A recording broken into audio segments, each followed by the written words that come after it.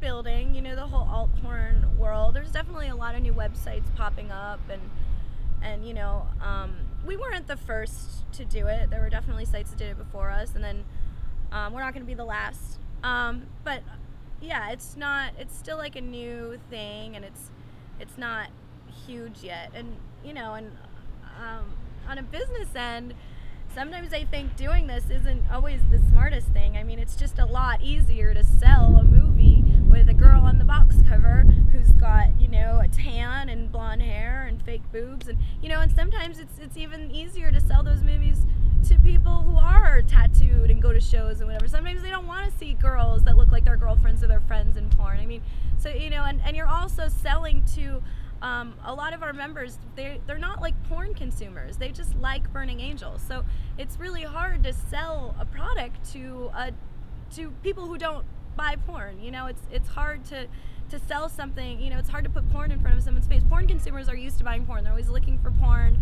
You know, they're always like trying to see what's new and what's out there. And we're just trying to get people to be like, well, maybe instead of buying a CD this week, you can buy a membership to Burning Angel. You know, and like you're trying to sell something to people who don't really want to buy this, so or aren't used to buying it, or aren't even comfortable with buying it because, you know, they've just been like inundated with, you know, spam porn for so long. So you know, it's tough. It's definitely like, I think if you, well, I mean, starting any company is tough, especially these days because the market is so saturated. But I definitely think it is a lot harder to make it as an alt pornographer. I mean, you know, like I'm very happy with everything I have, but I definitely don't make, you know, nearly as much money as the guy who owns the website that's like, my daughter is fucking a nigger.com or something like that. I mean, I know that guy. He's got like lots of cars and, you know, stuff like that.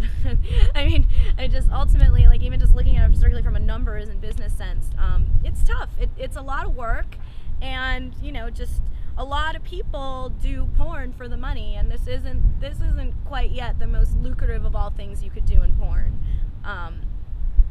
Not yet, at least. I mean, it's definitely come a long way, but you know, a lot of people, you know, and there are a lot of people in the porn industry who are a little lazy, and they don't really care about what they're putting out there.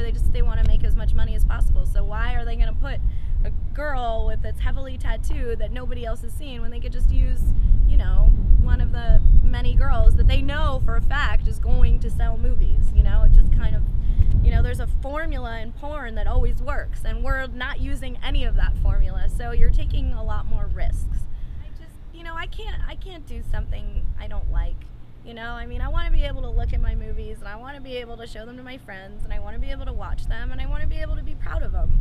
I mean, I'm not in this to just, you know, throw something together and put it out there and, you know, make as much money as possible. Like, you know, the greatest thing about my life, I think, is that it's so much fun. And part of the reason why it's fun is because I love this company. I love the movies. I love the girls. I love the music. You know, everything about it is so much fun. So it's like I'm working all the time, and I'm working on something that I like.